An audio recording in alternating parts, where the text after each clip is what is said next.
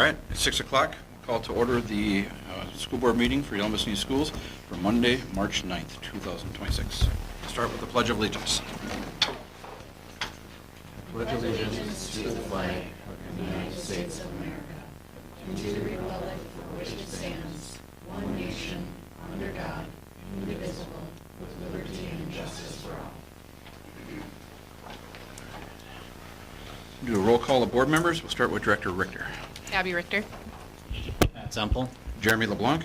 Sonia Peterson. Laurel Christensen. Amanda Lacey. Ron Winter. Next will be the approval of the agenda.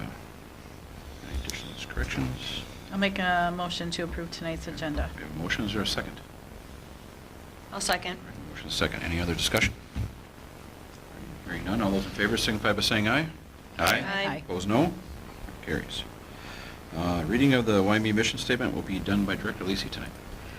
Our mission is to provide a caring environment of high expectations that prepares every student for a successful future and instills the value of learning. Thank you. Next would be a public address to the Board of Education. Is there anybody who would like to address the board? Seeing none, we'll move on to the consent agenda. Approval of the meeting minutes from February 9th, approval of payment for claims, approval of the finance report, approval of the enrollment report, and approval of the 26-27 Southwest West Central contract. Motion to approve. Is there a second? I'll second. Motion and a second. Any further discussion? All right. Hearing none. All those in favor signify by saying aye. Aye. Opposed, no. Carries. Moving on to reports. Food service update from Marlis. Welcome.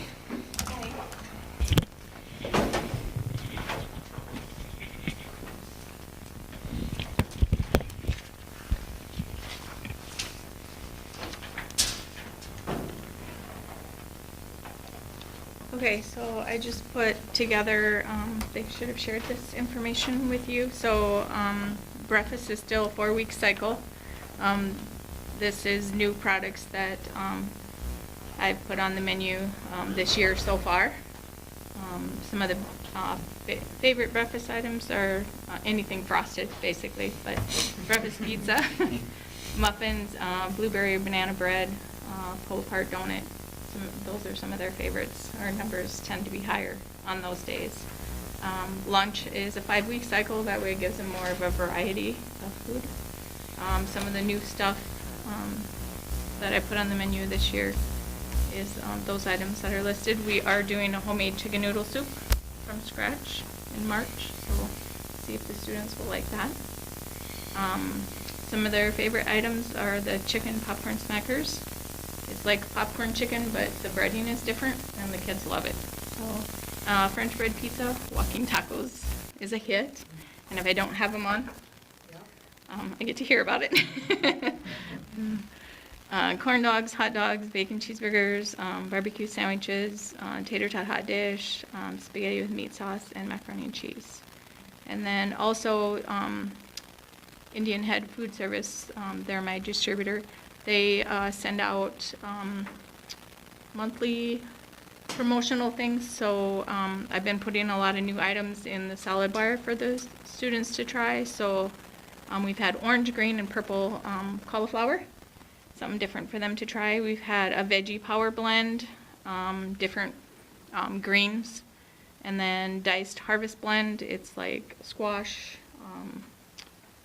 I don't remember what else is all in there, but it's the different harvest veggies.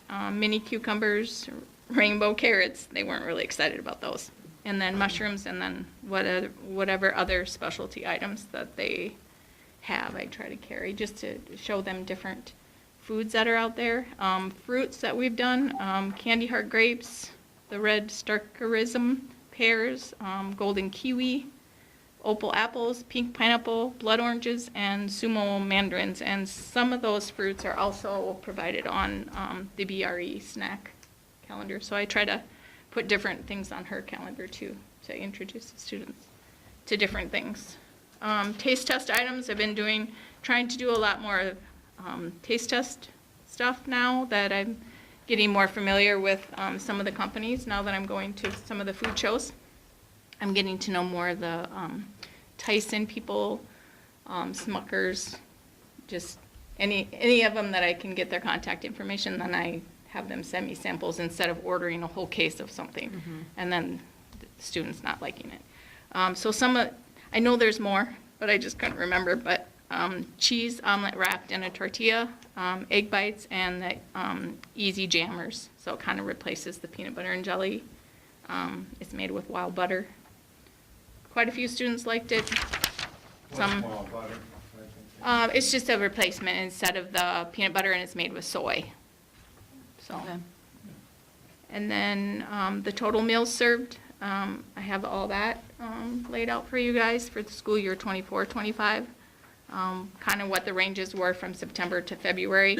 I did that range just because we just got done with February. So then I did the school year 25-26. Do you have any questions on any of that? Gross revenue for the food service department. I went back a couple of years, well, more than a couple, but the school year 22-23, we were not running the a la carte that year. Student second entrees, it was the $5,860 for 23-24. We started the a la carte, and you can see the amount there. And then student entrees kind of went down a little bit. That also was the year that we changed kind of our scheduling of what time kids were coming and going to lunch for 6 through 12. And then, so they didn't have as much time to grab seconds.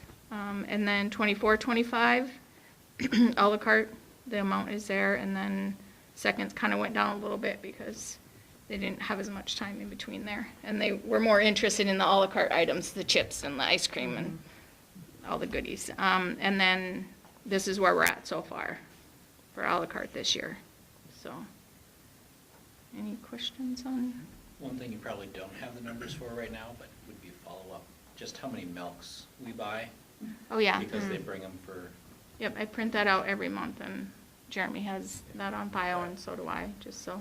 yeah, just a summary, so we know kind of Yeah. what that budget item runs. Okay. Yep. Can you provide that to you guys? And then this year, we also have a lot more students that have allergies.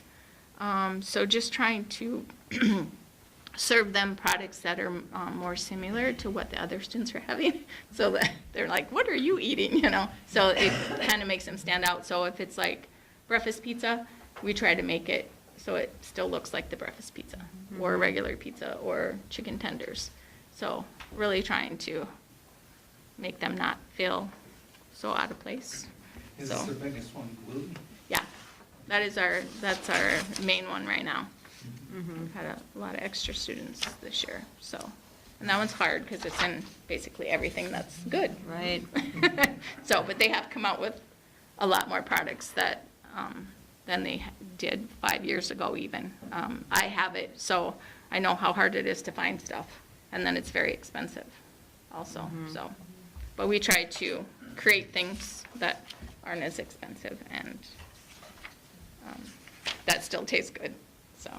And then Jeremy and I went to the Farm to Kids. It used to be Farm to School, but now they changed it to Farm to Kids Roadshow in Hutchinson. And I will pass these around. This is one of the items. So they kind of went through the program, and then we met with some of the local producers.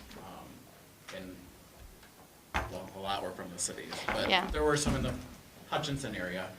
So we kind of did a roundtable and met with farmers, and there's grants available, so we're gonna start looking into the process and then offering more local produce for the school. And this was a sample from one of the apple producers. And then they have, one of the other ladies we met with, they were a meat producer, so it's a possibility to get ground beef locally to start introducing for the kids. And then a lot of vegetables that we can get. And like you had said, you were starting to introduce some new things for kids. This would allow us to do that too. And they can produce up through October, November with Yep. local produce. So we'd like to start to introduce some more of that and go through the process to get the grant application done. Yeah. Yeah, awesome. That's it. Any other questions? So one of the obstacles is picking up food, right? It's- Yeah, well, like for the apples, a lot of the Western Minnesota 5 group that I'm involved with, we want to order enough so that it's worth his time than to travel to each one of us. So we're trying to pick a designation for that company. So it'd be like McCray. And then, you know, Rich was nice enough, he was going that way, that he picked up a case for us so that you guys could sample them. So, but it's 15 minutes, you know. And as managers, we meet once a month. Actually, we're meeting the 18th and I'm hosting it here. So I don't think we'll have our order quite ready yet, but we're gonna do a big enough order so it's worth his time, and then he'll just drop off at hopefully That was McCray. one of the biggest concerns with some of them was how to get stuff out here.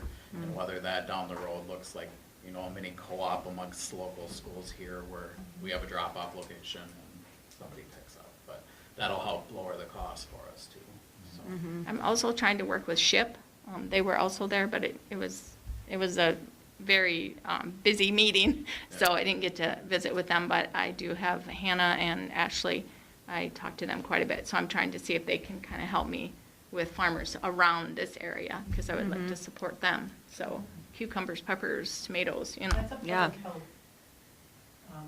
thing, correct? Yes, yes, Yes. Yeah. Sounds good. I'm glad we did it so, using that. yeah, Wonderful. yeah. Out of curiosity, the multicolored carrots, they taste any different? Yeah, they had a different. Yeah, I will stick with carrots. I'm the food service director, but I'll stick with just my. Regular? Yeah, they were. You thought they tasted different? Yeah, they were a little different, yeah. Okay. How about But- the cauliflower? The cauliflower was okay. It's just colored. So, Thank you for doing what you're doing. Yes. Yeah, that's You're awesome. welcome. Thank you. Thank you. Thank you very much. Thank you.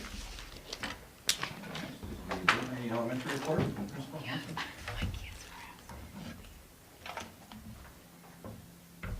Class of 2039 T-shirt I have. Yeah. Wow. Oh, and Marlis left already, but I also want to just extend a huge thank you to her. She is the main person that helps us organize our healthy snack program at Burt. And I mean, I go back years, like one of the first years we started it before we got into the fruits and vegetables. I was dishing cereal with half cup measuring cups into Ziploc bags, and now we're at fresh fruit and vegetables, and that's because of her. So That's truly, without her, that program would really have a hard time functioning, so. Okay, what's coming around is just a document that I did not get on my board report, my apologies. So I'm going to just start with a little Stingers programming update. So current registration is 50. We have 50 preschoolers signed up for fall. Kindergarten kickoff is scheduled for tomorrow from 4:30 to 6, and that is like an open house. And what you're going to see in front of you is we call it a scavenger hunt, but basically if you're a parent of an incoming kindergartner, you'll come in. I have 16 staff that actually staff the kindergarten kickoff. It's a really busy night, lots of action. But these are all areas that we have students and their families stop in and see. We've done it a couple different ways over the last probably 5 years, and now they can go in any order and hopefully be able to see each of those things. In addition, they'll get their Class of 2039 t-shirt. We have like a photo area so they can get their picture taken with that on. Currently, we have 46 students registered for fall kindergarten. Of those 46, 4 are what I would consider variables, which those are parents that actually signed up for kindergarten and preschool, and their child is eligible for either. They just have not decided which way they want to go. And that's pretty typical this time of year. Any questions on kickoff tomorrow? It will be. There'll be Fun. Say I registered for kickoff? 46. Are they registered for tomorrow night? Yes, yes, yep. Okay. I believe Nicole told me, I think there was maybe 2 of those that hadn't officially confirmed but had paperwork in. So, because they register for kindergarten, but then they also sign up for kickoff. So sometimes we just get one or the other. But we are able to track because they get family packets when they come. So like, if you're signed up and you don't come, we would know you didn't show up, and we'd have your packet. So then we follow up. I did link our K2 Burt Rainey Elementary concert program there, and a special thank you to Mrs. Jan for all of her work in preparing for that, which was held on Monday, February 23rd. Our next concert is set for Thursday, March 19th, and that is for grades 3, 4, and 5. Any questions on that one? Okay, otherwise, my next topic is on functional phonics and morphology, and I wanted to share some information with you on a phonics program that we're currently working with. So this particular program is a K-5 comprehensive program, and it really focuses on what you're probably familiar with is like phonics, fluency, and even morphology at all levels. One of the things that happened last week was I had 12 staff members that each attended a 3-hour training. We were able to split it up AM and PM, and a special thank you to all of the subs that came in, because that's probably the most subs we've had in our building. It wasn't 12 at one time, and like one of those 12 were myself or Mrs. Schneider. Neither of us got a sub, but I think we still ended up with 7 between AM and PM that were in, so staff could attend that training. This phonics program aligns perfectly with our CKLA. Right now, we are piloting that in grades 1st through 5th. And it is also being used throughout the state with many schools. It fits in really well with our CKLA. One of the things that I wanted to offer to you, just in an effort to get you to see what it is, because it really is pretty neat to watch the students work through this, is I wanted to extend an invitation to all of you to come to Burt Rainey. I realize some of your schedules may not allow, but next Tuesday, March 17th, from 9 to 9:30, Mrs. DeBleek has agreed to host visitors, and we're hoping a few of you would be able to come in and attend. And basically what it will look like is she's just going to go on with her regular lesson that she would normally do at that time. We'll have some chairs for you in the back of the room. You'll be able to just kind of come in. If you need to leave after 15 minutes, that's totally fine. The students are used to people coming and going. She actually told her kids, because I've been in quite a few times watching her phonics lessons, and she told me today when I had visited with her about inviting you in, that she told her students that I was so impressed with their learning that we are asking some really important people to come in and see what they're doing. So as second graders, you know they're pretty pumped about that. So if you know that you're able to join us, you could certainly tell me now, or if you could just RSVP either to my email or my office, by, say, Monday afternoon would be great. Sorry, did you say Thursday? What's the- Tuesday from 9 to 9:30. So if you're able to meet, come, we'll just meet in the elementary office, and then I'll take you up there. And Mr. Schneider, I know you have a full calendar, but of course, you can come anytime, but if you happen to be open, I know the kids would always enjoy seeing you as well. Any questions on that? Or does anyone want to automatically RSVP? Okay, perfect. I cannot. Okay. And, down the road, I'm in and out, a lot, and even if you decided you wanted to come on a different day, just give me a little heads up so Mrs. DeBleek knows. Her schedule stays the same, and it's pretty impressive to see, so. And then I also just wanted to note the many events that are coming up for Burt Rainey, which are listed on the bottom of my report. Questions for me on any of that? Okay. Schedule. Pardon me? Looks like a full spring schedule. Yes, it is, yes. Thank you very much. Thank you. Let's back up a little bit. We were kind of quick in the beginning of the meeting, so saw Paul walked in, so we'd open up public comment. If you had something to say, thank Paul, you. give you a couple minutes. Once again, I'm gonna ask you, has the school board approved any of the improvements to the pool over there in Clarkfield? They're proceeding again to do things, and as far as I know, they've never bothered to ask you guys. They're gonna tear out the concrete up front, put all new concrete in, they're gonna do the recoat the office, the shower rooms, the locker rooms, all this kind of stuff, you know? My opinion, and other people's opinion over there, some of the public, for the amount of money that they're sticking into this and the amount of money that the old school district has to put in it, it would be cheaper to have a bus, you know, come over to Clarkfield and offer it to bus the kids over here to the public, to the KEC over here versus continuing to put money into something over there. If you turn around and sold it to us for $1, no. If for the size of our town, we couldn't afford it, you know, for the amount of money that you guys stick into it and the amount of money that we put into it every year. So I ask you to please look into this. Give it some serious, you know, consideration, you know, the amount of taxpayers' money that keeps going and the amount of kids that are over there that actually use that pool keep going down and down and down, you know. You have lifeguards that sit there all day, no kids there. So why, you know, so.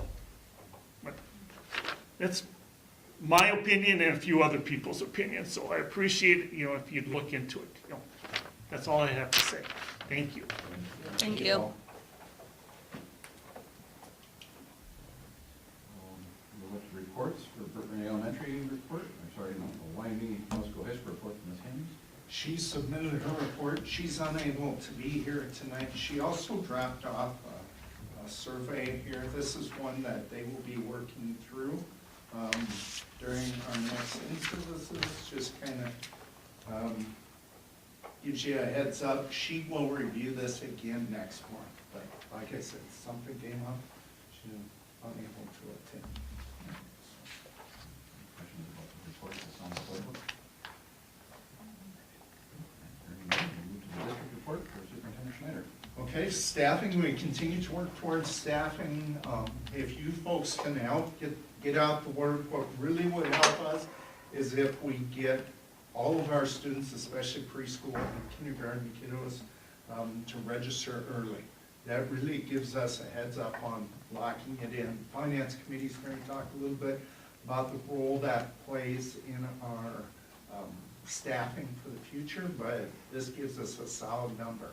Those are our positions that we currently have open, are listed there, advertised, and so we'll keep pounding away at filling those in. So, Minnesota paid leave, I think we talked about this before. Remember, we do not approve those individual because we can't deny it, and plus it's marginal if that's a HIPAA violation out there, private information. I can tell you total, we as a district have gotten 12 notices to date since the start of the program on January 1st. So a total of 12 notices. 4 apps are in or approved for paid family medical leave, or 4 are in there and 3 are approved so far. So we will have 12 at some point. We're anticipating none of them will get rejected, but they're not all at the same time, all right? Like we know some for next fall already. So, as you can imagine what those leaves are associated with, so, which is good, right? Building update, solar, we continue to work through that. I give you a little highlight there. They will be doing a site visit. They will come and speak to you as a whole. If you would like me to arrange that, I can try and shoot for that in the April board meeting. and they can kind of explain more about the program and how it works. All right? Yeah. Sound reasonable? Mm-hmm. All right, but we have to keep working away, because we have a lot to get done before that July 4th. So I will talk to Rich, great name, and his team, about coming to visit, so. Next bid package, is expected to be out at the end of the month. We are scrambling. I don't think a day goes by I don't get 2 or 3 questions about it, which is good. That's what's supposed to be happening, all right? Including, like, for example, a couple food service things today. Just a lot of things for us to consider. So we'll talk about what we have for bids tonight in a little bit of detail, so you folks understand how that works. Track sheds, so Jeff has been doing some work gathering quotes for the concrete and the cost of moving track sheds, so he'll get some hard quotes, meaning written quotes for us to take a look at. We'll need to get going on that here pretty quickly. We've got the dimensions, we'll get a building permit done, get concrete poured, and those buildings moved as quickly as we can. But that's not on Wendell, that is us, that's all. That's between, well, it's on Jeff, no, Jeff. So, Will there be any electrical included with any of this, or needed for any? probably, yep, well, we know they all have to be disconnected, right? We got the one shed as powered, and so that will be powered. And in the new location, I'll have to double check. I think I asked Jim to get power to the new location for the larger shed that's going to be maintenance. Okay, not the tennis shed. Okay. Not the tennis shed. We did not, there's no power there. I guess it wouldn't be very far to get power there off of there. I don't know, Like so that's, I was just asking. But, yeah. City meeting, Jeremy and I met with the city, talked about solar, so we had the mayor there, city manager, electrical superintendent, and the public works manager. We met and talked a little bit about the solar array, parking, because we will impact parking and how that's going to go forward, traffic flow. This street out here, we'll look to change the traffic flow out there, but that's a county street, so we'll have to work through the old Madison County for that. And then where we would place storage containers. Jeremy, anything you want to add to that? No, I guess storage container wise, I know we talked about a couple different locations, so the city seems fairly interested in helping us try to find a location that might be near here. So we're talking maybe possibly outline up the KCC parking lot, if it works out. So that would help Jeff and the staff moving things around, so. Yeah. Talks continue, but it sounded promising. They don't want them on the street, along the curb, and Yeah, that makes sense. Mhm. frankly, we'd like them along the curb, because then it gets them off our parking lot, so we have more parking, but we understand. Legislative update, I'm not going to go through this, I'm gonna hit a couple highlights that I didn't necessarily, or I do have here, but I'm not gonna cover all this. First of all, you folks probably saw the budget forecast, up 377 million. Let's keep in mind that coming into this year, they already cut 250 million out of special ed. So that's 377 million, including 250 we lost for special ed across subsidy. We were not harmed by it this year, we will be harmed by it next year. So, in my visit to the Capitol, I can tell you there's no appetite for a couple of things that are kind of stuck in my craw. That's unemployment and the Minnesota paid leave. Zero interest in that from the powers that be. So, and I understand, I'm gonna quit talking about that to them or anybody else, because it doesn't matter. So, couple things, one of the things that caught my attention is they are starting to talk a little bit more about how to increase our pool of teacher candidates. But I can tell you, teacher mobility is not going to be the only solution. There's not enough teachers in South Dakota, Iowa, North Dakota. Everybody's seeing, it's a nationwide problem, a shortage of teachers. So, a couple things that I thought was positive that could help some of our staff as a Tier 2 licensed teacher could enroll in an approved teacher program in any state, meaning we often have South Dakota State candidates come here, and then that would at least create a pathway to get those teachers in Tier 3 or Tier 4 teachers. So that would be good. One thing that caught my attention was prohibition on screen time in the preschool and kindergarten was a discussion that caught my attention. I'm not saying we're using it a lot, but prohibition is kind of strong language. Cursive writing may be back. Did you hear? Yeah, I did hear that. So there is a lot of research out there about handwriting things, and not printing, Teenagers handwriting, can't even and do the connection to signature. processing. They don't even know how to sign their names anymore. Yeah, that's true. Yeah. Yeah. I don't know if it's got any legs or not, so, let me see. Then, the storm shelter, I thought you might think this is interesting. We're putting in a storm shelter in our building. Unfortunately, I think the ship has sailed. We couldn't stop it if we wanted to, but now there's a proposal out there that schools wouldn't have to do that. We're the only state in a 5-state area that does have that, so. But I think it's too late. I think it's designed that way. And maybe you folks are comfortable with the extra layer of safety.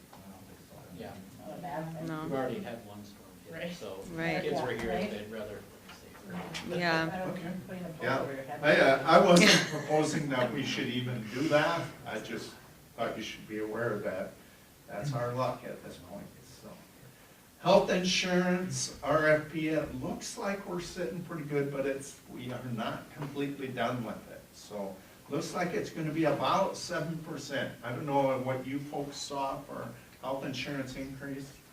I consider that a huge win. Good. We have seen 22, we've seen 17.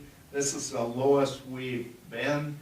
That's gonna be at its highest. We still have, Tara is still working to try and figure out some proposals to bring that down just a hair bit more, so. SOTA, an apprenticeship program. So, like for example, Ron is an electrician. You went through an apprenticeship program and to become a journey worker, right? So this is a program through the Department of Labor for teachers. And so there's all sorts of rules that apply similar to an electrician or a plumber or any of those trades that will be the case for our paraprofessionals. We are going to meet with a group of people that are interested here. Their schedule would look just like a teacher's. They would still be a paraprofessional. They would get free education, and it would take 3 years to complete, including graduating seniors. So I know we've got some seniors that might be interested in that. And the best part is, did I say it's free? All right, and we pay them the whole time. They get paid more than a regular paraprofessional. It's a great program, so. We will continue to pursue it and see if anyone's interested in doing that. But 3 years, they would get a degree in elementary ed and ABS, special education. So they get both of those licenses. free through Southwest Minnesota State University, so. We are gonna look at autonomous vehicles for cleaning our floors. We've got Hilliard coming out and another company from Synovo, is that what it is, Jeff? Is it Synovo? Yeah, so the Synovo one's not native to this area, so a little bit of a wild card. That's Thursday at 5:30. So if there's any board members interested in seeing this, that will be 5:30 at RCW.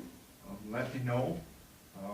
I'm intending to go over there Thursday, and then next week, again at RCW, Hilliard has 2 different robots they'll show us at 10 and 1 o'clock. In between, I buy lunch. So, then it doesn't stop there. You've probably heard like RCW, Lockup Arl have, what are they called, Tank 2, Turf Tank 2, is a device that will line our fields, including baseball and football. So there's some advantage to that. So we'll take a look at that, see how much it costs. We're not committed to anything. I want to check it out, and if it can free us up so we're often short-handed with our custodians, if it does some of the, excuse me, more monotonous stuff, I think that would be advantageous. Then a couple more things. First of all, robotics. Our robotics did quite well this weekend. So their alliance, which is 3 teams, they got picked up after going 5 and 6 in the qualifications. They got picked up, and they did quite well and ended up in 4th place, right? 21 kiddos? About? Yeah. All right. So only 3 seniors, right? Or is there more than? No, there's, Oh, no, 8 seniors. Okay. All right, but still, that's a great outcome for our students up there. The highest I'm aware of them ever placing, so up in the blue. I think they worked pretty late Friday night, right? Didn't they, was their last one at 5:45 Friday night? Yeah, yeah, one of the last. Qualification. So then they'd go back, eat, probably dog tired, and then be back there early on Saturday. So, Their one alliance member was from Shanghai, China. Wow. So they were elbow to elbow with students from China. Very cool. That's anybody cool. from far away in the U.S. too? California, Hawaii, Illinois. Kind of cool. If you watched Very cool. any of it, that one, I think I commented, what were they, 4:47 or whatever they got? It was cool how fast they could spit out those balls. So, It amazes me how they do that. well, it's just cool. One of the life skills. Some of those people. You ran into some problems in the beginning, right? Yep, our program didn't talk to our Rio, which is the brains on the computer. Versions were, or the program was out of, or is dated, and when we updated the Rio, it didn't talk, so lots of help from just the people from FIRST who are there to help. And they went and got a kid from another team who came over and said, yep, we'll have it figured out in an hour, and he did. Yeah, and they call this gracious professionalism is something that you can,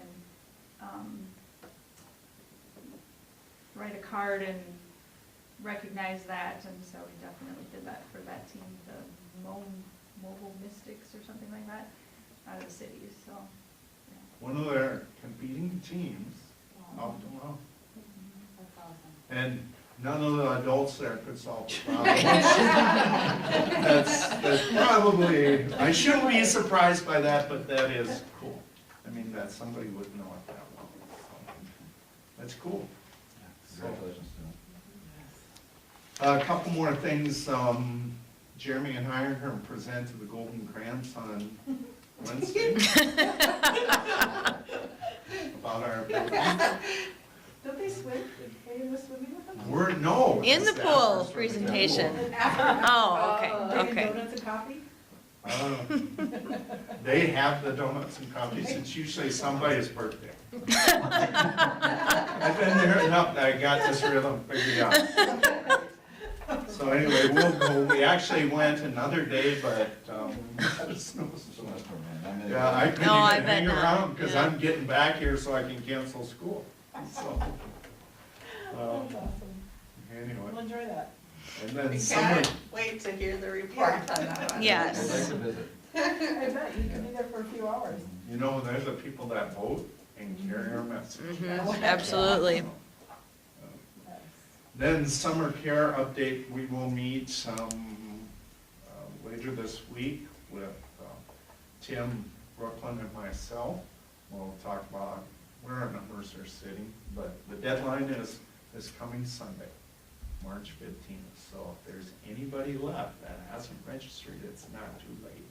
Where, there was a question today, where, is it on our website where they can go to get the information regarding the summer program? I couldn't find it on the website. You mean community ed? Is it on? is Like it the somewhere? registration I found form? the handbook. I don't think the registration, summer rec stuff is out yet.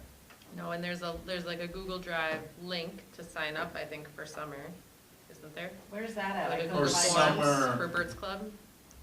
Yeah, so we've sent it out and. Yeah, but is But it is it on our posted on the website? website? Oh, I don't know. Because it was needed today and I couldn't. It's on find it. Oh, if it Facebook, was. it's on the Facebook page. Right. It's not on it. No, Okay. it's not on the website. All right. I'll If it is, get it's not handy on the website anyway. I was digging for I it. think they sent it from JMC too, or like the email. Yeah. Yeah, I think Larry so. did send it Anyways, from but maybe GMC for today. The new ones, the young ones, maybe aren't in it yet, is probably. What age is it? Pre-K? Is that the age that they'll 3. start? Three. So it's Three. They there. have to be 3 and potty trained? Yep, 3 and potty trained, okay. yep. So, and I think we have talked, I believe I told you, we are not, no chance we can do daycare this fall. So, just no chance. Can't get a grant, can't get it up and going. So, my apologies. Too much going on. So. All right? That's it. Anything else, Mr. Schneider? Did we get Friday lunches figured out for the summer here? We don't have it locked in yet, but we will. So that's where what are those Uncrustables called, Jeremy, that she's trying? That's basically what they are, Yeah, they're Yeah, Uncrustables okay. with soy. That's why she brought those in, because that's an alternative. And Pop-Tarts is a breakfast alternative, so. Might not be great, but But they'd still be able to get fed Monday we're through gonna do Friday. our best, then, yep, instead of that's just our Monday intent. through Thursday.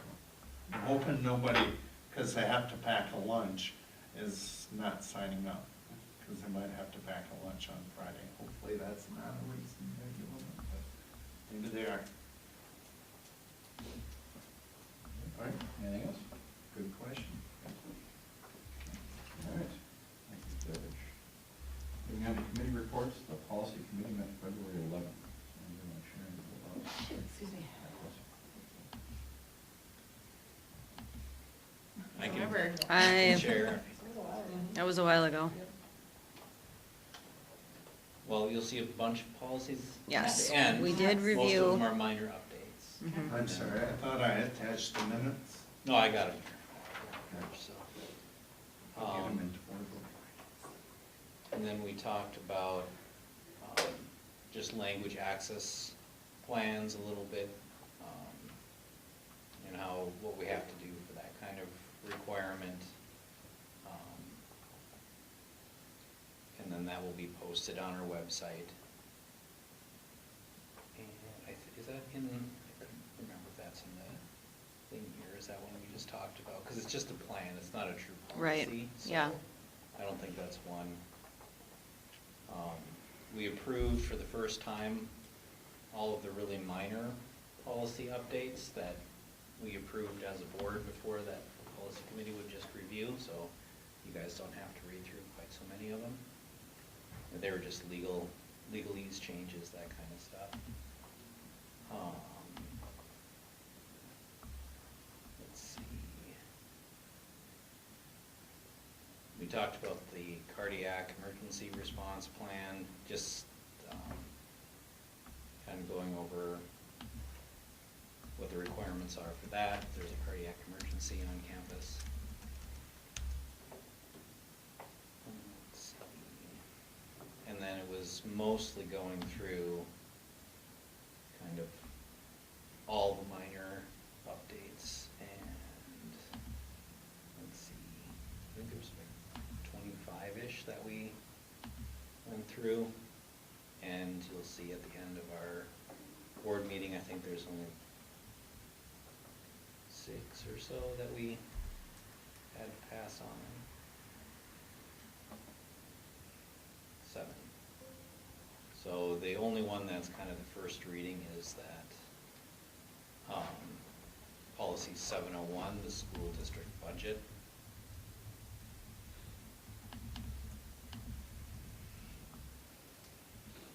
Policy. So, any questions, feel free to ask, but otherwise they're all there for action later on. Questions about the policy?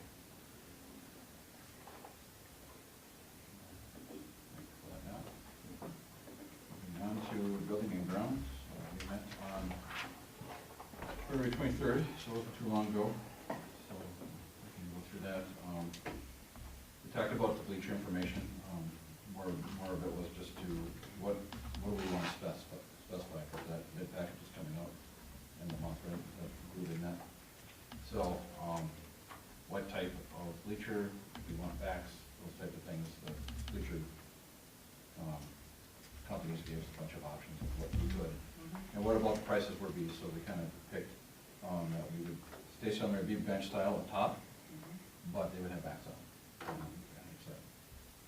And then on the bottom, it'd just be straight bleachers. So a little bit different because of the way the plastic bleachers, if you want to call them, are built. They're a little bit different than the wood. So we're only going to have 8 rows on the bottom. Currently we have 11. Okay, we currently have 11. So they won't come out as far to the fall line. So there'll be some room there, but it's going to be back a little bit. Picture a couple other gyms that might have that around the area. I don't know if it'll be as much as like Paro, or not like Paro, but Dawson Boyd. And it probably won't be that far, but I didn't like picture Paro, though. Maybe a little farther than Quarry, if you put that in there. So either way, there'll be some room there for some chairs and then some walking. So we're not right on the fall line on the bottom. But that will mean we're losing seating. So up top, we'll have 300 seats per side, and then on the bottom, we'll have 800 total. So currently, we're around that 1,400 mark. Is that correct, Jeff? Do you remember? It's in that neighborhood. So we'll be 1,200, so we're gonna lose a couple hundred seats. But that's just because of the way the bleachers are. But that also gives us the space on the fall line that we need. So you guys know, or maybe you want to look at it today, on the north side, upper bleachers, the handrails and the front steps were put in. Okay. Not on the south side, no, because that bleacher's broken. Right. But if you want to look at them there, Okay. there's finally handrailing. Yeah. Finally, yay, that's been a project. Awesome. So, next thing we talked about was selling the greenhouse. You'll see a resolution here in a little bit for that, about how to sell it, what to sell it for.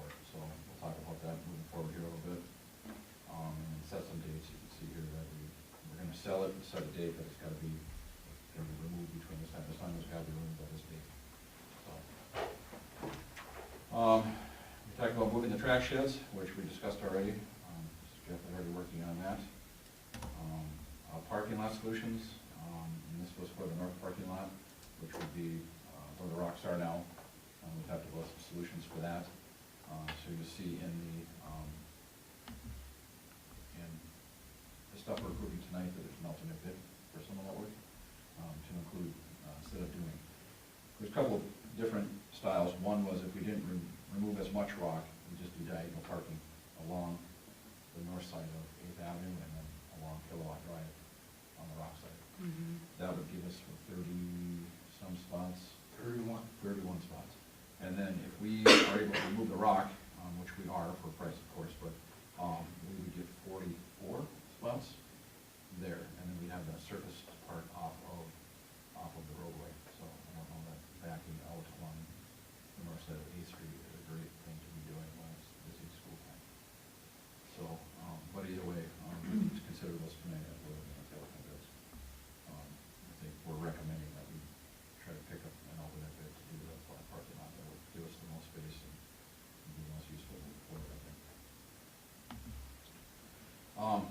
about the solar stuff, which, we're gonna get a little bit more information on in the April meeting. That was prior to us going down to the city to talk to Crystal and Steve and John and Jamie. And then storage containers, renting versus buying, we're gonna buy 4 of them, four 40-footers. And then, after we're done, we can probably resell them, and I don't know what we'll do with them, but we need them definitely for the project. So, and then we threw around ideas on where to put them, so. And that was about all we talked about. Any questions on any of that? Did we look at for the solar? I just was thinking of this, we have 2 separate buildings and 2 separate utility hookups, there's a possibility And of we asked that question. 2 separate systems. We asked that question, and I actually asked it pretty extensively at our meeting of why we can't be more than 40. And, the one is the transformer. We would need a large transformer, very expensive transformer, that's on our dime, to do that with. And then 2, they have a city policy that has 40 kilowatt, and they can't make exceptions. You know, we're a government agency for us, and like if a company would come in and want that, the policy is 40, and they don't want to try to they want to deviate from that, so they have to. Is it 40 per?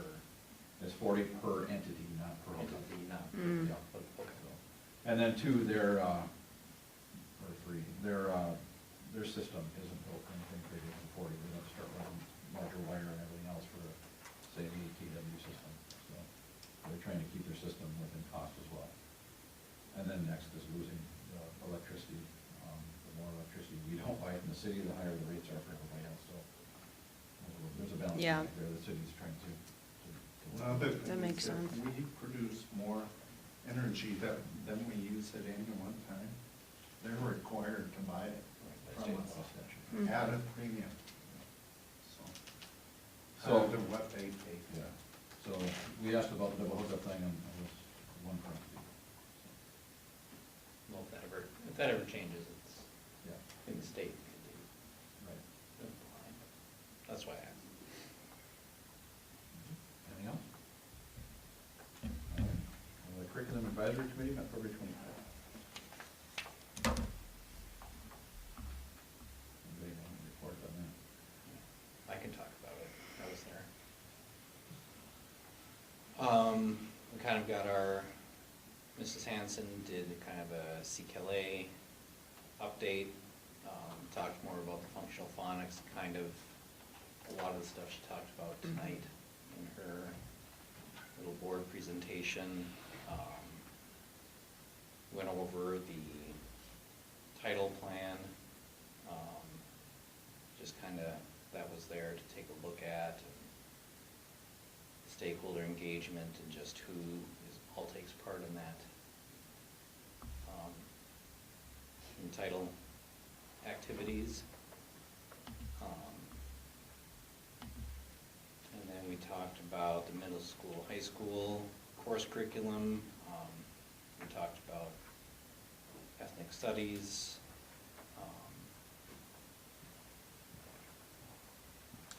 And then Power Up Middle School Literacy Intervention. Just kind of went over some of those, I don't know what you call them, little programs that you're looking at and looking into for Was that students. something to do with study hall too? Right, that was Yeah. yes, yep. It's, So an additional Learning opportunity. learning for study opportunity hall. for our middle school students within their study halls, so beyond their current, which we all thought was a really cool idea. so and it's really targeting students that haven't performed at or above proficiency. So, Mhm. There you go. See, people remember. Yeah, see, yep, I just had to come. Yeah.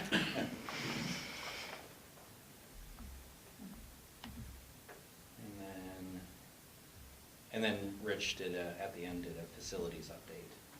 Imagine that, so I found a way to tie this into curriculum. You always do. Anything else? No, that was it. Which was the final act. The grand finale. Save the best for last, right? All right, Finance Committee, that was also on February February 25th was a busy night. It was. For Matt. Is that you too, Matt? Yeah, Matt. I was in that one as well, yes. Keep going, Matt. You're doing a great Matt, job. you just, yeah. Yep. We'll back you up here. Yeah, you're gonna give me this one, because this one's less fun to talk about. Yep. What do you mean? Super fun. Policy? Yeah. Policy. So we talked about the SRO contract and just renewing that with the city. The city's in negotiations with Rich to put that together for another 3 years. We just went over the, kind of the cost to date, so we're due for renewing that. And then we talked about kind of all of the budget pluses and minuses that we've got going on with compensatory aid changes, kind of trying to balance it, looking at what our budget was for this school year, next school year, kind of where we're going to end up, based on the settled contract with the teachers. And we talked about next school year, to have some staffing recommendations come back from principals, potential adjustments from this year to next year, based on student class sizes and stuff like that. Enrollment numbers. What was it, 30 kids? 29 passed. 29 Right. kiddos? Since September.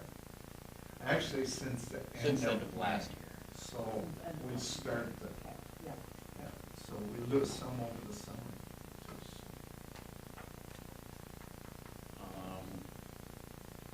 We talked about digitizing records so that we don't have to store as many.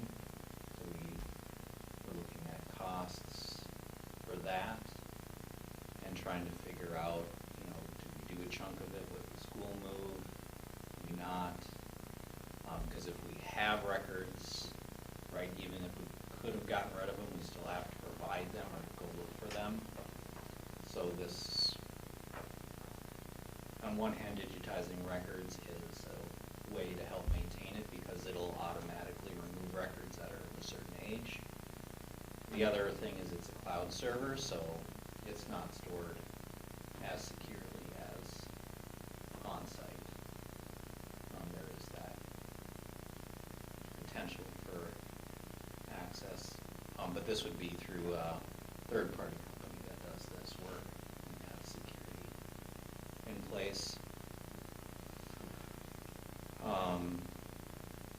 So we talked about looking at doing just some of it up front and making it so we have to move less and get rid of other things, or doing it from a certain point going forward and then adding in others as we go along. So they're still trying to figure out what we want to do for sure, but it's going to be a lot of work if we digitize everything. Then we you'll see later in here that there's a recommendation for a social media and website coordinator. And this is why they're making me talk about it, because I was making an argument in the finance committee meeting. The way kind of looking at this is going along with the Daler funds and finances that we approved to help continue the communication. It's to be able to get access to someone outside of school hours to attend events, do promotional materials, along with the recommended Daler activities over the next 2 years as we do the school construction, kind of to help increase enrollment. So this would be kind of a position to help support and compensate for that extra time throughout the workday or outside of school hours.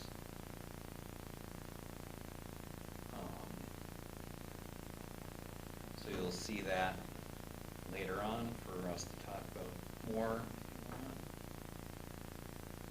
And then we talked about custodial staffing and kind of where we're at in staffing, which is, I'm assuming, part of the reason we're looking at robots. To help cover some of that work. And then kind of just our standard summer assistance that we do for student custodial, summer tech, and getting those positions lined up to help get everything ready for next school year. This year's going faster, we're just talking about that kind of stuff. And then we talked about the Southwest, West Central contract changes.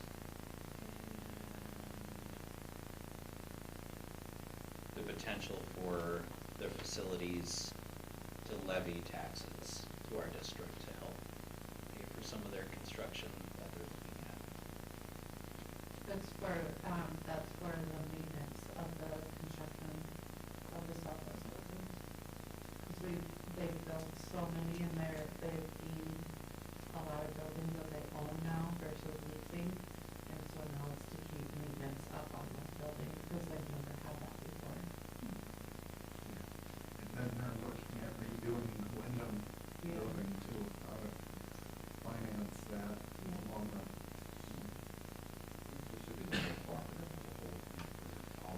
Right, not just us. Trying to figure that out, because then if one school doesn't participate, how's that going to be?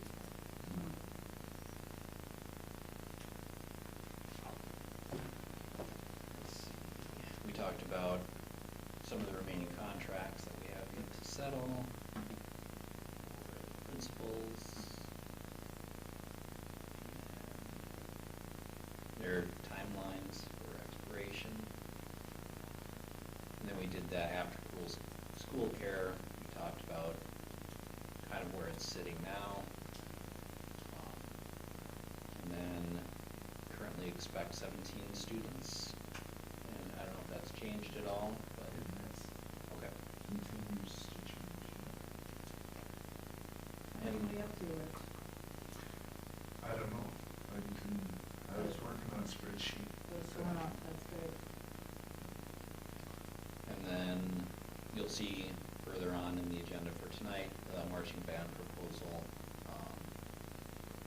to kind of get that set up, and then what the student cost would be for that, so we can participate in, what was it, 3 events that we talked about, Granite Falls, Benson, and Montevideo.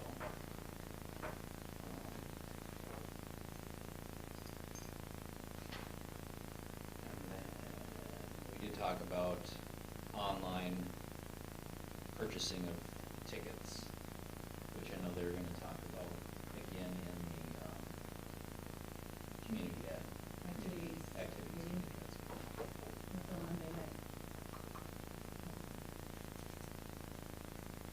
And then, yeah, we just got a brief budget update on the Merved fund balance.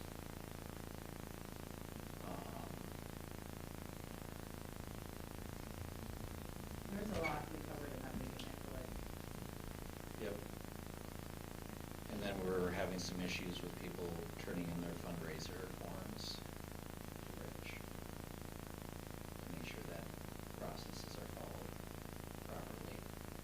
The fundraising just goes through all channels, correct? Right, there's, well, our new policy that we enacted last year, Rich, I think, that they needed to fill out a form for all the fundraisers that they do, so, and, you know, some of these traditional fundraisers that we've had didn't turn in their forms, and it's just a way to track what's going on, what money's being collected on behalf of the school, and that kind of stuff, so. Now, that's the area of the school that usually goes bad first, Fundraising? fundraising.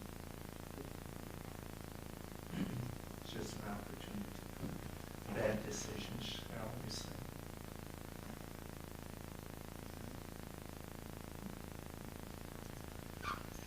And that's it, next meeting's in April. Very.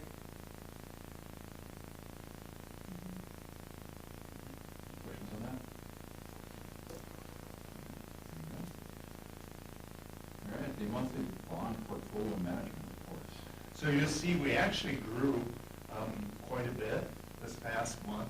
I think, I don't want to say it was in the neighborhood of $70,000. So that was pretty good, but part of the reason is because if you look at, like, in January, we didn't have much to pay out. So each time we delay those payouts, we're making more money on our proceeds. So that gives you an idea. You can track that, how much we have to spend there. Remember, that's just one of the 2 bonds that we intend to issue. So.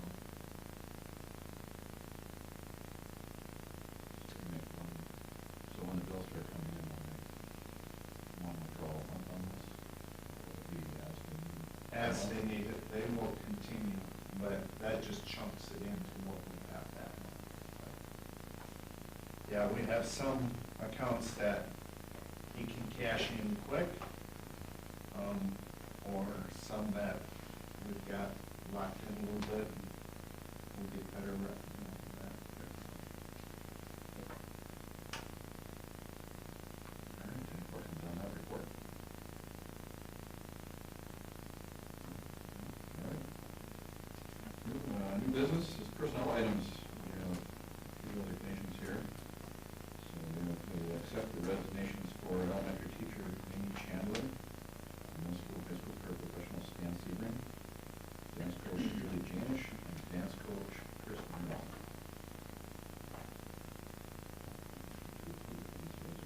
I'll make the motion. Motion is there a second? I'll second. Abby got a second. Any other discussion? You know, one thing, you might recognize Julie and Chris. Yeah, I was just gonna do that. So, a big thank you to Julie and Chris for the years of dedication they've had to the dance team and the success that they've had, and they're an instrumental part of that. Really appreciate all their help there for the team over the years. One is a relative of mine, so. I'll abstain from the vote. You want me to break the? Maybe, we still have enough for a quorum, so I think we'll be fine. Okay, all right. All those in favor, signify by saying aye. Aye.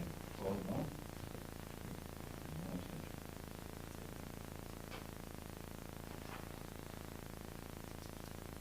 All right, new hires.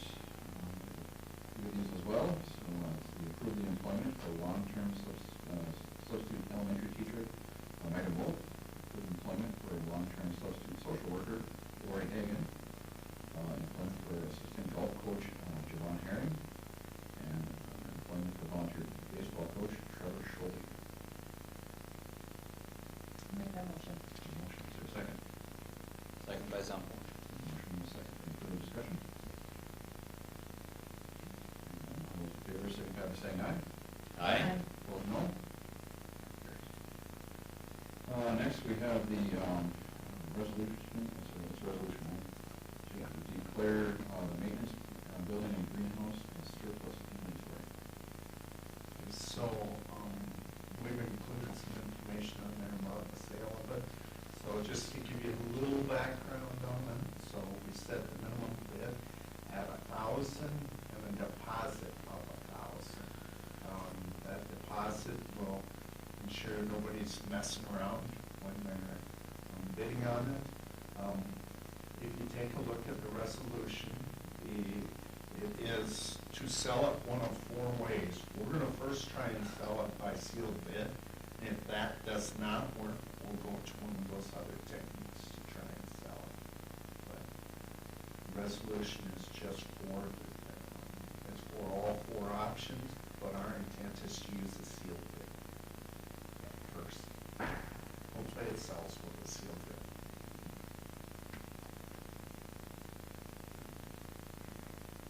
There's time, we need that out of there by a certain date.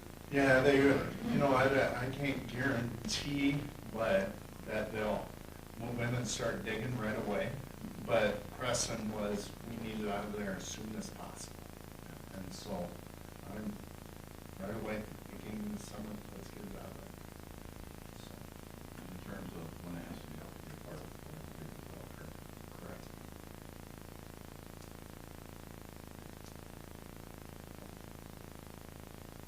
I'll make a motion to approve. Motion to approve, is there a second? I'll second. Motion and a second. Further discussion? All right, this is a roll Matt Zempel, yes. Jeremy LeBlanc, yes? Sonia Peterson, yes. Amanda Lisi, yes. Ron Winter, yes. Carries. Approve parade marching band program. This is exciting. Yes. Yeah, so, Mr. Osmond came to me, with this idea, or came to us, several of us, Mrs. Hinz and Mr. Knapper too, talking about this program. He'd like to start it up as a street or parade marching band, determine the interest. We would just go forward with this idea, not knowing they would have to register first so we can determine interest. Graduating seniors, of course, would still get to participate throughout the summer if they're so interested. He will design the practice around what he can get the majority of the kiddos there for. And there would be 3 performances, one being here in Granite Falls, so the travel wouldn't be too expensive. The only expenses really out of our pocket at this point would be the travel. The uniforms are intended to come from the students themselves, low cost uniforms. T-shirt, black shorts is what he was looking for.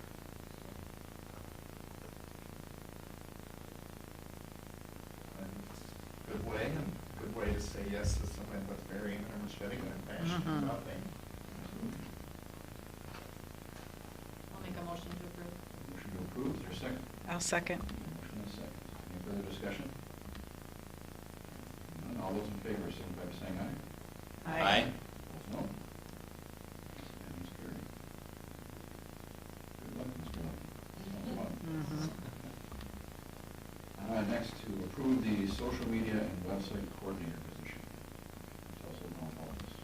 Yeah, so this is something we've been talking about. We actually started talking about it like maybe 2 years ago when we were going to kick off our building project, that we needed somebody to kind of head this up. Well, finally, 2 years later, we're getting to a point, here's kind of a job description of what it looks like. It will involve not just in school time, but greater responsibilities outside of school time, in putting together both our website and helping us with our social media presence. One of the outcomes of this will be a communications plan, which we are working with Daler on. And so if you folks go forward with this, we would advertise. My intent is to put them in grade 3, level 3. So a person with, say, 2-3 years of experience is going to make about $4,800 for that position. It does align with what we're paying out for our scoreboard coordinator at this point. And that was my intent. But it's understood that a lot of this would be done outside of school time if it is somebody on our staff that gets it. So my intent would be to advertise in-house. Have somebody kind of doing this work now, but still have to go through a process of advertising. So this would replace that current staff we have. Right now, this person, we have one person getting $1,000 for doing that, but this would be additional responsibilities beyond that, too. It's the way of the future. Social media or marketing, we really want to, we've been pushing for many years to right the ship on our public opinion, and I think we're in the right direction. Especially with what we've got coming. Right, It's needed. I'll make a motion to approve. Motion to approve, is there a second? I'll second. Motion and a second. Any further discussion? None, all those in favor signify by saying aye. Aye. Opposed, no. Carried unanimous. Next is to approve the district's behavior specialist services contract with Southwest West Central for 26-27 year. Okay, so I'm proposing that we contract with them. Half of the costs of this will come out of special education funds with the intent of doing things such as behavior assessments and providing training for our staff on how to intervene early. So not every referral or every problem in a classroom ends up in an IEP, either evaluation or diagnosis. So we believe, when I say we, Angie Young and I talked about it extensively and met with them. And so we talked about how this could help us out on maybe reducing the number of students that are qualifying and or being tested for IEP or special education services.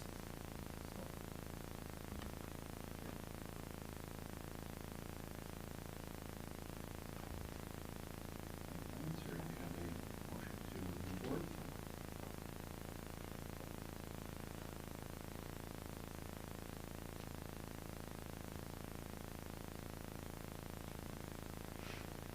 Motion to approve? I'll make a motion to approve. Second by Zempel. Jeremy, you don't get any part of this apparently, huh? Jeremy have that one. He doesn't. Yeah. Brandon made the motion, I seconded. Yeah. Any further discussion on that? All right, hearing none. All those in favor, signify by saying aye. Aye. Aye. Opposed, no. Next is to approve the volleyball booster club, Wyoming Aces Club. Okay, this would be a new club similar to our dance, our hoops, and what's Mat Club. Mat Club. Mhm. Wrestling.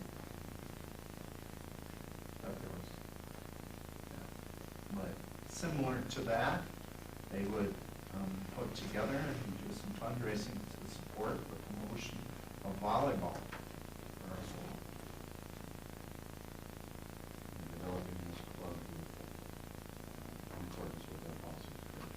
Correct.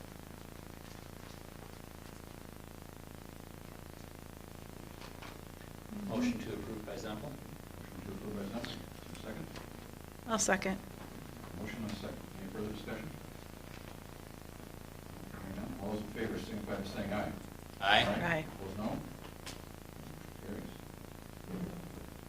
Approve the maintenance garage and structural and civil bid packages for the new project. So, before you vote on that, I thought I would go through how this works, okay?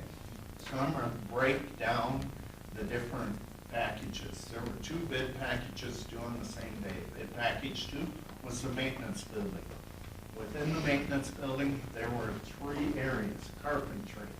Carpentry saw 4 bids, with crayons getting the lowest bid, and the one within carpentry was a steel roof instead of a asphalt roof. So, then 23A, which is plumbing and HVAC for that same building. There were 5 bids, of which Falcon Mechanical came in at $124,900. But you can see probably in the paperwork there that there were 5 other bids there. Unfortunately, I was kind of surprised. Same with the electrical, we did not see much for local bids. We saw 1 local electrical, and that's Falls Electric. So electrical, there was actually 7 bids. Lean or Lone Electric got the low bid at $99,875. So you add that all together, there is approximately $775,275 into that maintenance bill. Okay? Questions about bid package 2? So, a little over $750,000. All right, then bid package 3 had several parts to it. So just so everyone's aware, I know you're aware. Falls Electric right now is Wyoming's electrician.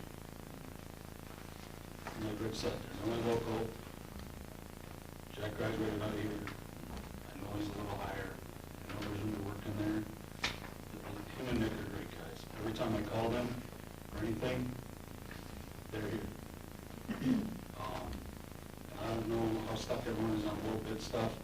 Obviously, I'm not a fan of it, but I know, and I think the building's a little under budget, actually.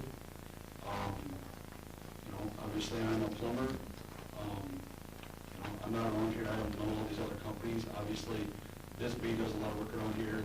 They actually have a shop in town up on the hill. Just my input on that.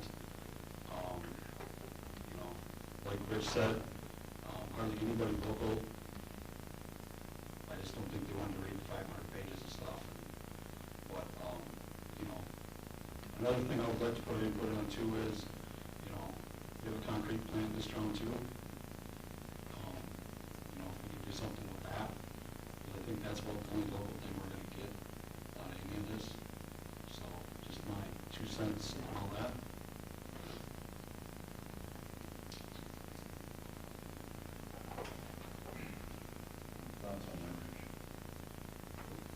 Well, yeah, it's tough, because it is Yeah. $18,000 for Falls.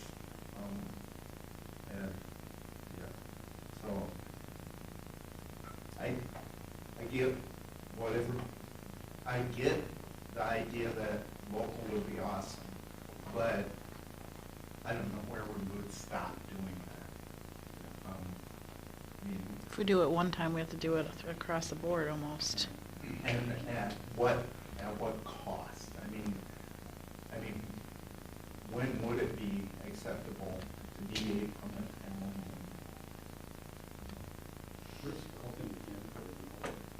Benson? No, Lone is out of Benson? I'm sorry, I don't know. I do know you open yourself up when you're dealing with public bids, in a manner like this. We have the ability to, but you're opening yourself up to liability. They are going to the low bidder, and they're a qualified low bidder, then you open yourself up legally for any lawsuits for awarding to someone else if they are capable of doing work and they're not our bidder. Okay, I kind of understand what you're saying, Jeremy. But I can guarantee if Elkin McCann goes out of Dassel, if anything goes wrong with that building, I'm calling Falls Electric. And you sit there and say, we're opening ourselves up, but we went to a really high bidder on the precast walls. That was a different. Different building, but we did not go with the low bidder. Whole process. We did not go with the low bidder. Because of the process, what's that I called? mean, I'm just trying to avoid what happened on the track. No, I get That's what I'm trying to I avoid. get that. The precast was bid openly, as an open bid, knowing it was a scored process. So all bidders going in knew that even if they were the low bid, that was only a part of their score tool. That was the best value bid. Yeah, the best value bid. So, I'm just throwing it out there. no, I agree. I mean, I know Jack well, I like Jack, and I would really like to as well, but that's the wishes of the board is, it's hard, but I just don't know where you're at line either.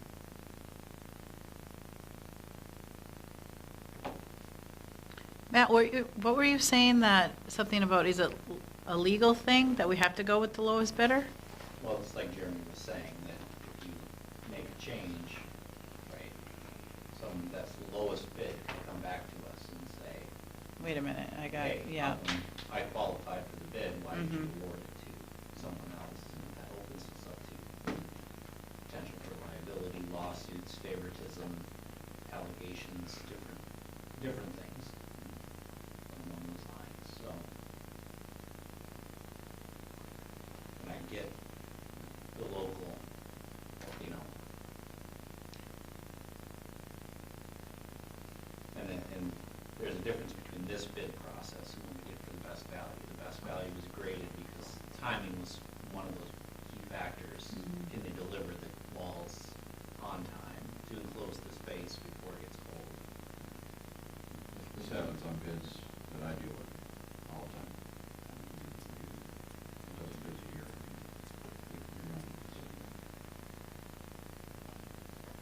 Sometimes it's with companies that we've had trouble with in the past, but they still did the work and they completed the contract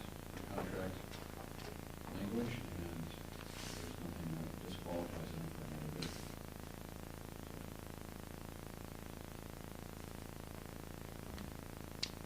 Do we have any other red flags for the lowest bidder? Any of these that would indicate anything else, any other reason for us to make a different decision?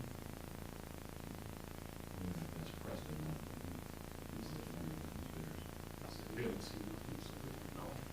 Yeah. It didn't sound like it on Friday. No, When I he mean, was talking about it.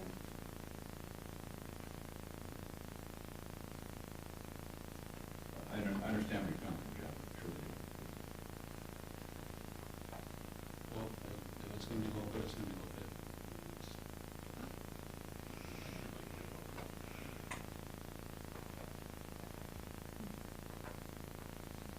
All right, should we review bid package 3? All right, so demolition came in with 3 bids, and the lowest one was DRC at 1.279 million. Cast in place concrete, we had 2 bids, and that one came in to Mush, I don't know how to say it, I'm sorry, at 3.3 million. So if you look at cast in place concrete and the excavation and the some of the, what's the other one? That we had an alternate for. And the bituminous paving.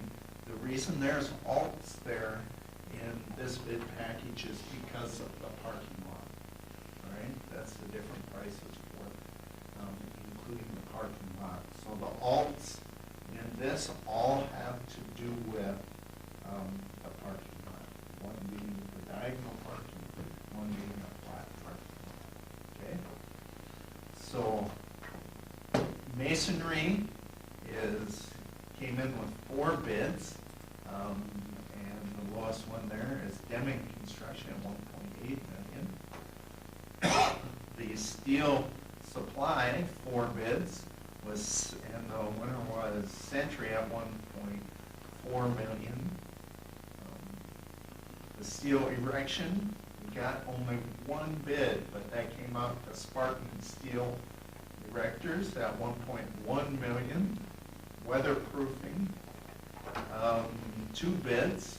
Kramer and Davis got the low bid there at 148,000.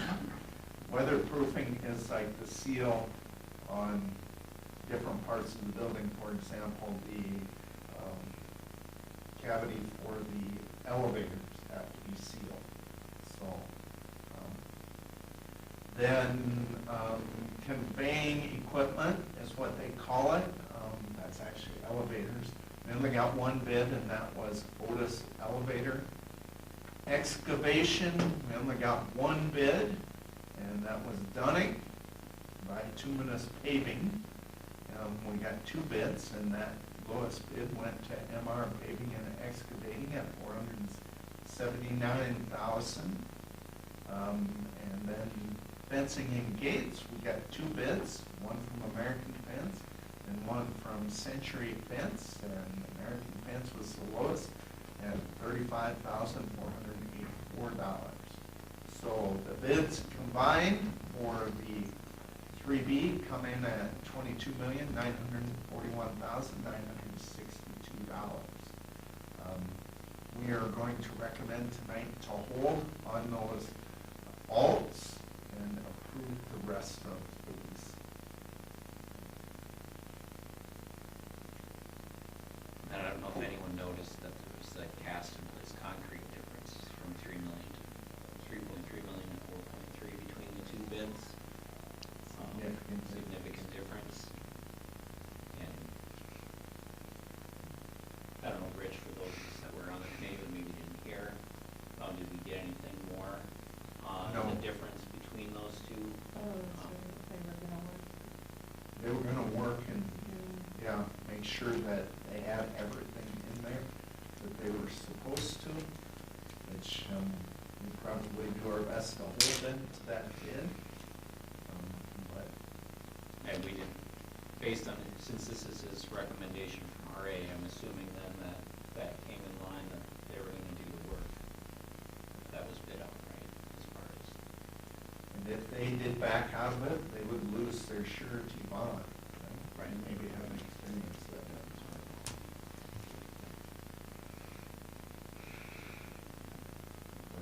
The contractor has a project and actually the owner cashes in the surety bond. It's a very hard time getting bond.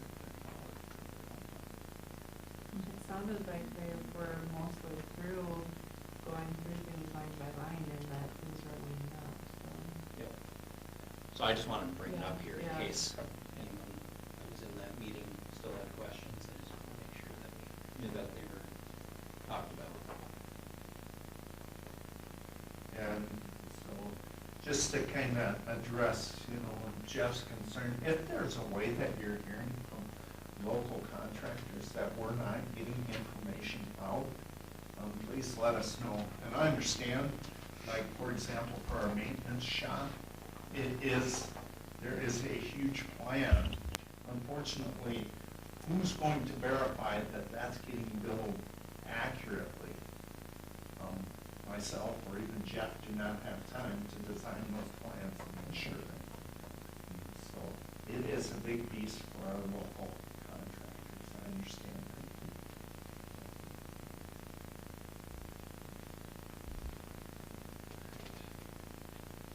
Questions or notes for this? Sort package.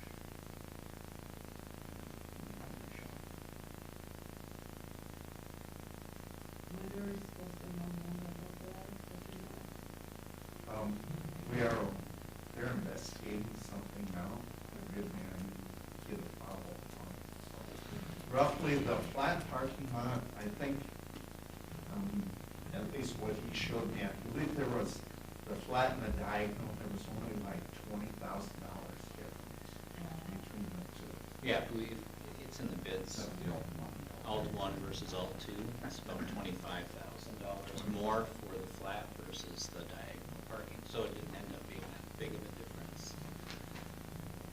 And as far as on budget, we're kind of, we were $1 million over for the last bid, but we're a little, $1.5 million under on this bid cycle with 2 more bid cycles to go. So if we hold on the alternate bids for the facility packages, For the parking lot. how long, when do we need to decide? Is there a deadline date which we would need to approve those? I don't know. If he did say, I didn't catch it, so. Isn't that kind of going to affect our garage we're going to move? It should be on the very end. And so that's what I'm working on right now, to get the permit done. And to get the permit done, I need to have a plan of where it's gonna be laid out. So I have Todd A. from Larson working on that right now, figure out where that's gonna go. There may be a possibility that we may need to move on to get that closer. No. That's why I'm asking that. Let's say we just don't want to set something in place that's going to affect the rest of it, so. Yeah. Really, if you look at their drawing, it's off the driveway to it. So I'm hoping, based upon what their drawing was, it's far enough out that it doesn't happen. Because, to be honest, I think the sooner we can move on something with that parking lot, we're going to find out as soon as construction starts that it's got to get going. I will push Preston Yep. on what, and see if they can maybe tackle that first, is what you're thinking? Well, when you start thinking about construction starting out there, I'd be really even curious when they come and start putting fencing out. How far is the fencing even coming this way during construction? So anything to start easing up some of that, I think would be good. And then maybe we could actually use some of that for the contractors? Like, that parking, parking, full parking lot, instead of storage or parking for And employees. maybe don't pave it right away. Yeah. Right. Just And- have a gravel right away would be. Yeah, just fine. bare ground. I think that would make Now you're sense. sinking. Yeah, true. Jeff, your comment? Yeah, just so everyone's aware, there's an option on those two buildings. When I talked to the moving company, they're like, you know, if we need them out in 2 weeks, they can pick them up and just roll them and park them. And they can sit there for 2 months or 3 months or whatever. Yeah, there'd be like a little additional fee because they have to come back. But they can just sit up on their little makeshift trailers and off on the side over there by the football field, by the KCC or something, out of the way a little bit. So if it comes down to that, you know, we could work with that. They don't just have to go from this spot to that spot. Oh, I thought. One day. Okay. No, we Because can- that'll help us, because we don't even know if we can get the concrete poured. Yeah, so we can move them out, we can get them out of the way, park them until whenever, Okay. if we have to. That's good to know. Are you open to have those prices by our building and grounds meeting? Oh, you do? I have the numbers, I just don't have the paperwork. Yeah. I think I provided you guys with the numbers that you've seen people pay. Right? Wasn't it 55? I can tell you right now if you want to know what they are. Well, no, it's irrelevant for now, I must have missed that, I didn't see the cost of that project.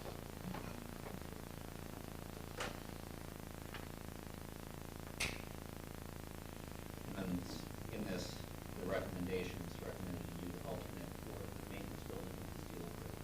The steel The roof. longevity of the Yep. roof.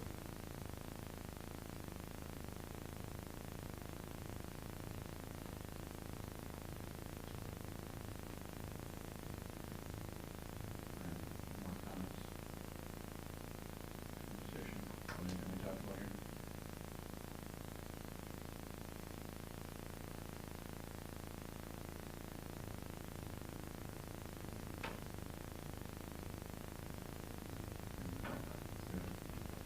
I was just gonna say, do you need a motion? Approve or not approve? I make a motion to approve. The motion would be for, is it written that way, Rich, to pick up alternate on the metal roof? Yes. That's adjusted by the rest of the stuff. Do you need me to say it differently? Pick up the alternate on the metal roof for the maintenance building and to be pulled on the alternate support units. Perfect. I'll second. You don't wanna say anything, do you? Motion and a second. Is there any further discussion? This one does pain me that we have to go back to Well, and even the phone, I mean, obviously it's 30 miles away, but it's still, we Well, pay shot. taxes in the city of Grand Falls.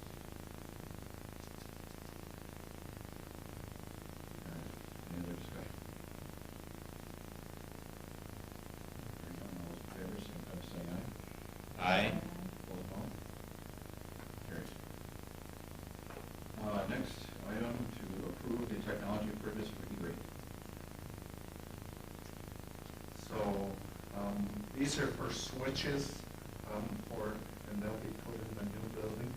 They have a life of about 7 to 8 years. This gets us ahead of the game. We have the money in E-rate. E-rate right now is being challenged again. It passed through the first phase of the Supreme Court. It's not a big ticket item, but it does significantly impact the price of these. And so we need to know so the paperwork can be done, and we have to know that before April 1st. So this is our last opportunity to meet to approve this. Normally it would run through buildings and grounds, but we don't have enough time to get it through that process. Are we running E-rate through Southwest then? Or- Sort of. Backhanded. We actually, Mervet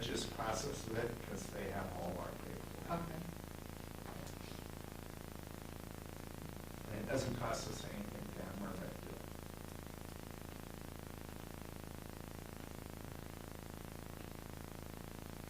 Motion to approve.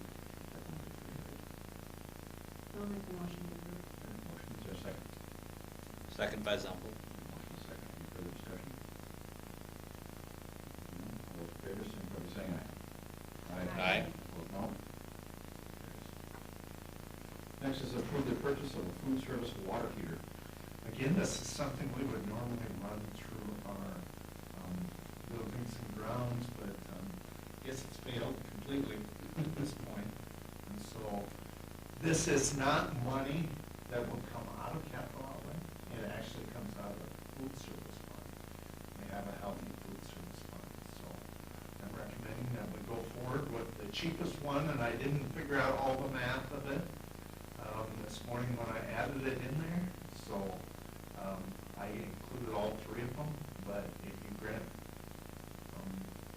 authority to purchase it, I'll figure out which one's the cheapest and get it on its way. And I believe you would install it, correct?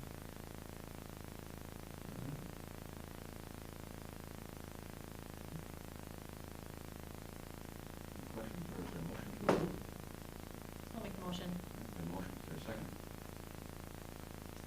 Second by Zempel. Motion is second. Any further discussion? Hearing none, all those in favor, signify by saying aye. Aye. Opposed, no. Motion carries. All right. These are all for approval, and one first reading. One first reading. Okay, so we'll take the approvals first. Policy updates, so approve the update for policy 410, family and medical leave policy. Policy 503, student attendance. Policy 515, protection and privacy of people records. Policy 530, immunization requirements. Policy 615, testing accommodations, modifications, and exemptions for IEPs, Section 504 plans, and LEP students. And then approve policy 721, uniform grant guidance.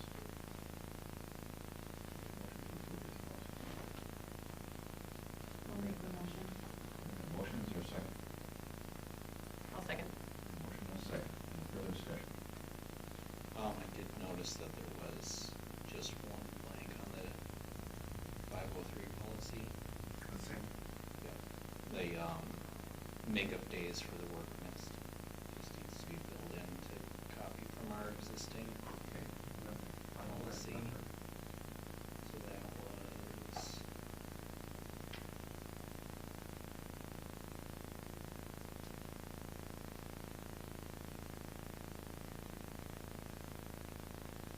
Yes, it's 2 days.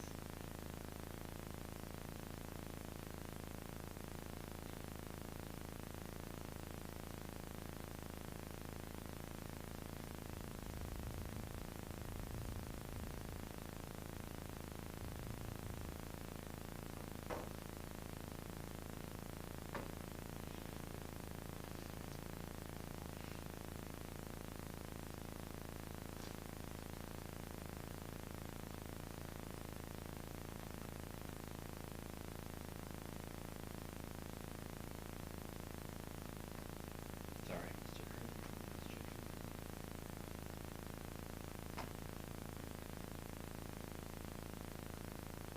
Hold on a moment.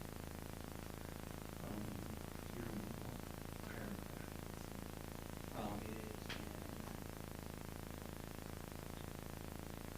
paragraph 2, excused absences on page 4.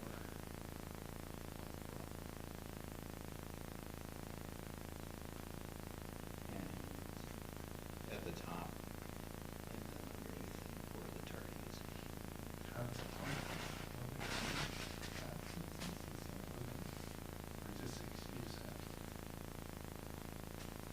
It's under it's part of the attendance procedures, the excused absences.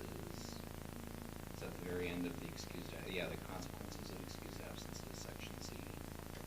And then under unexcused absences, A7.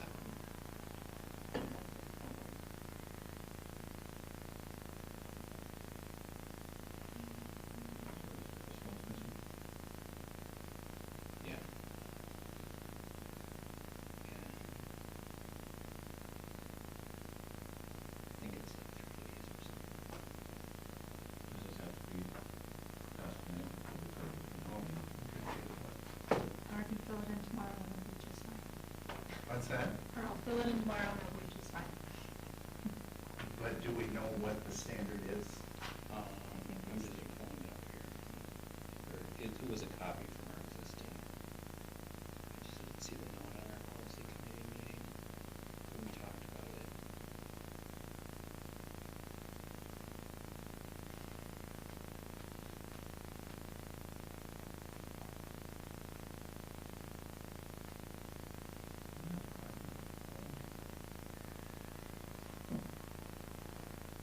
Make up one word or two.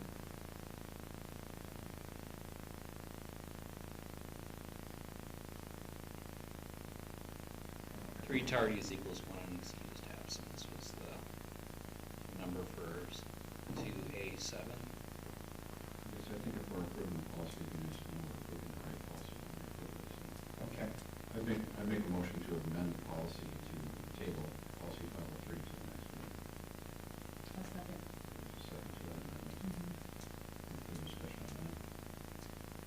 Hearing none, I'll vote for the amendment to table 503. All those in favor, signify by saying aye. Aye. Opposed, no? That carries. So now, we have the original motion to approve remaining policies 410, 515, 530, 615, and 721. Is there any discussion on those policies?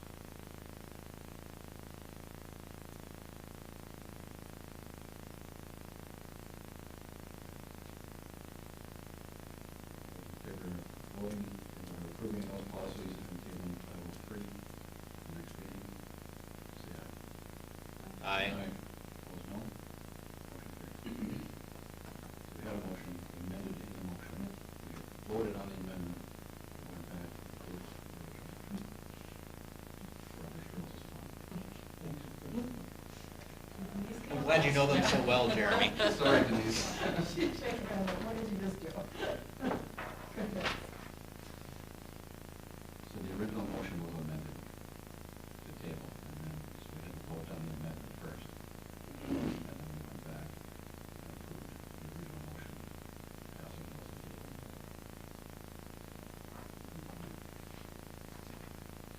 Okay. Next is the first reading for policy 701, the school district budget.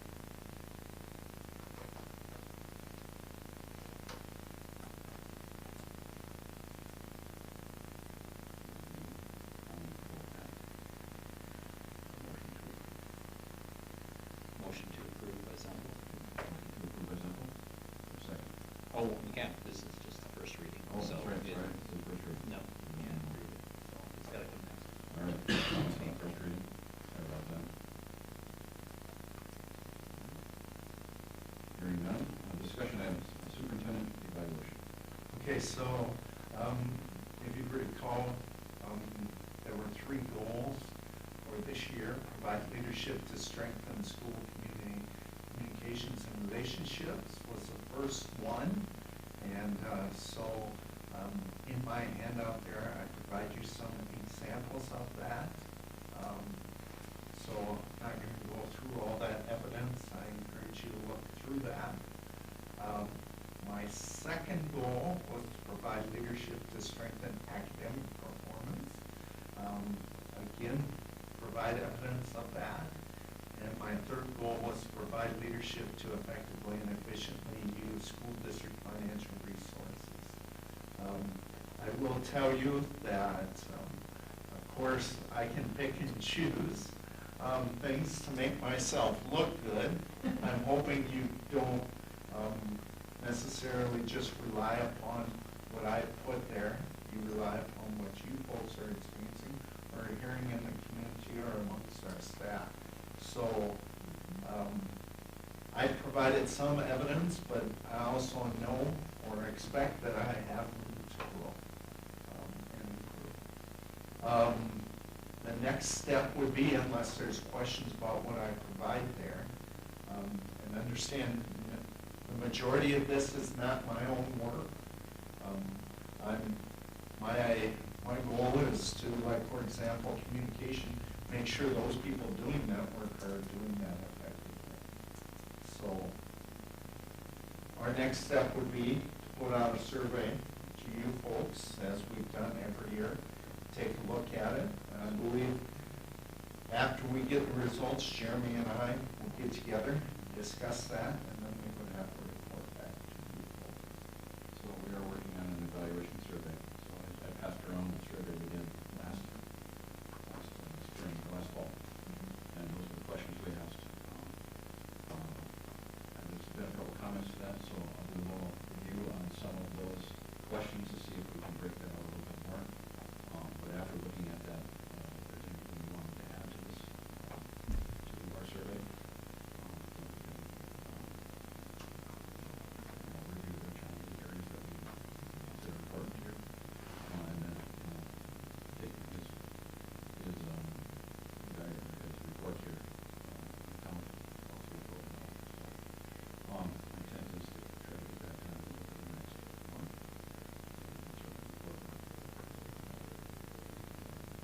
Yeah, that results, basically, at least I view it as what activities can support any opportunities for growth. Whether it's a climate survey, among staff, students, community members, whatever. Just all those activities that we can do to address those goals.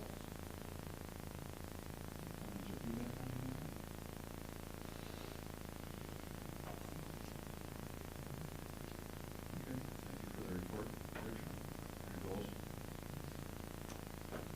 There's a lot of hard work and a lot of hours that are going in right now, so. it's not going fast.